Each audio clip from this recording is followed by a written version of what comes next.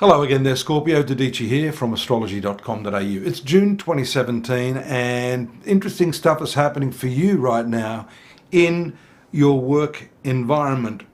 I say that because in the very early part of the month, around the 3rd of the month, we see Venus, ruler of your 7th house and also ruler of your 12th house, moving into an exact conjunction with Uranus, the abrupt, unexpected, sudden events planet.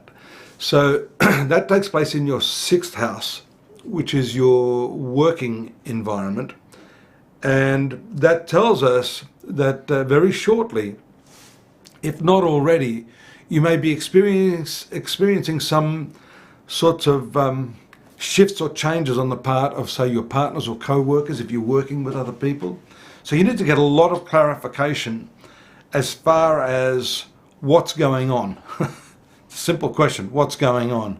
And you need to tie people down to this particular question. Because when these planets are in conjunction, we see that things may not go to schedule. Things can just pop up out of the blue and you'll be left holding the baby. Fortunately, there is that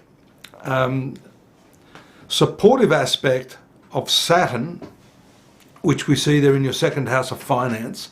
And because these planets are working both ways, that abrupt nature of the energy may actually come back and influence you in terms of your finances.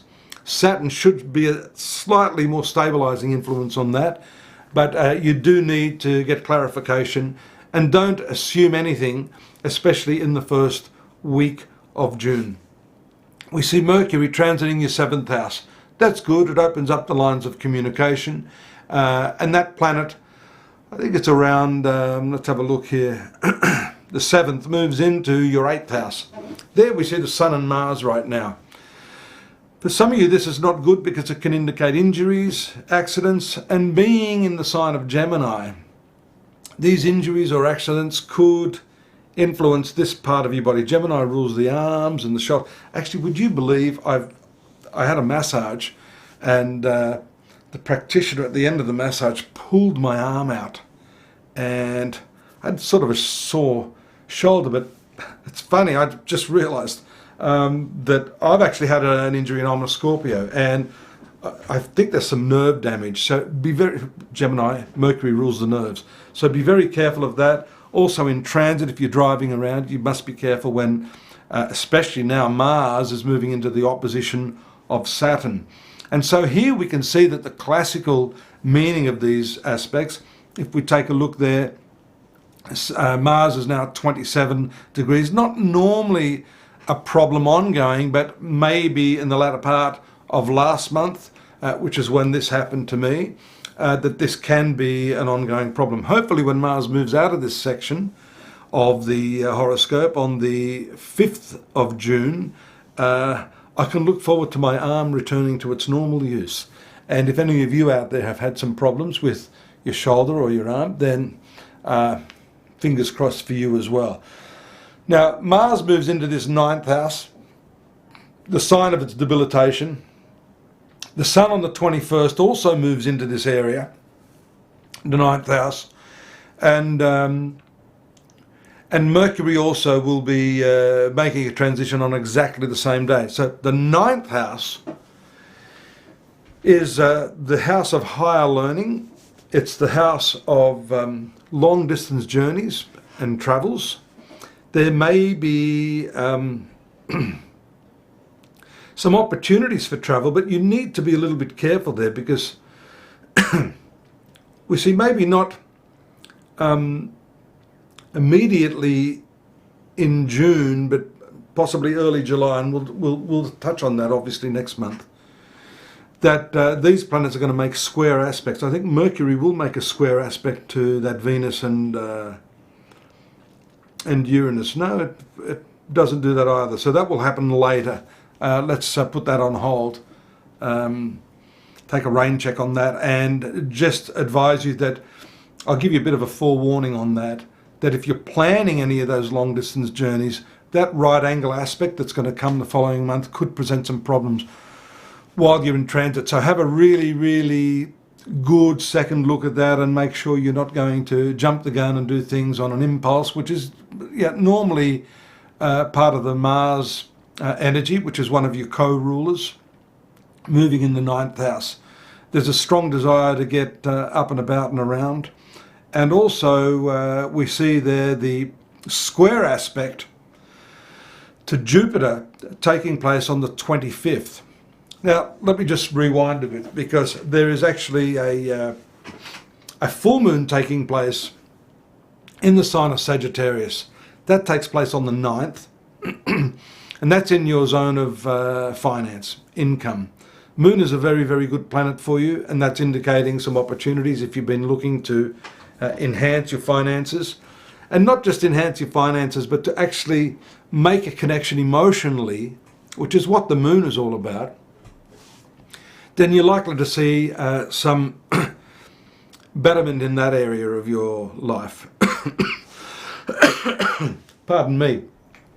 And then the reason I talked about that was because later in the month, we see the new moon taking place in that 9th house, which is, I'm following the thread here.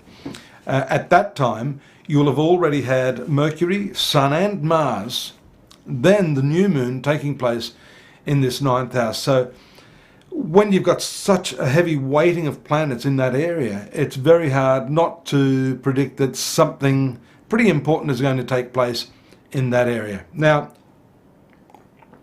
cheers. If some of you are involved in spiritual practices, and you have mentors or gurus or spiritual teachers, this area of the horoscope is most definitely an area that's going to be triggered by so many planets and brings you in touch with the teacher. The Sun for you is actually the career planet, and it's the highest angle in your horoscope. Its transit through the 9th house is also considered fortunate, especially being in the company of your ruling planet. This is called the Raja Yoga, or a kingly combination. On top of that, you do have the transit of the 11th Lord, Mercury, taking place there, and the 9th Lord itself around the new moon. So all of these planets passing through here, either singly or jointly, are going to have a very, very marked impact, and a positive one, I dare say, on your finances, especially later in the month. Relationships, as shown by Venus ruling your 7th house, very favourable influence with Pluto. These are transformative influences that you've been waiting for. Venus will be moving into your 7th house of relationships, another very, very good placement for you after June 6th. So you see that as the month progresses, Scorpio, good things happening for you, I'm pleased to say. I'm pleased to say for myself as well. Hopefully your arm gets better. Mine's slowly getting better. I'll get another treatment tomorrow. But let me know if any of that sort of stuff's happened to you. I'm always keen to get feedback, to add to my research of over 12,000 personal horoscopes and around 32,000 that we have in the public database that we use for referencing. So also don't forget to join me at astrology.com.au for the more detailed analysis of the month, textual analysis, the year in focus, and your daily readings as well. And finally, last but not least, we're available there if you want more personal services, my own or some of those in our affiliate networks. More than happy to sit down face to face and address your issues based upon the specific horoscope at the time you were born. Look forward to it, and I'll see you next month, of course. Bye-bye.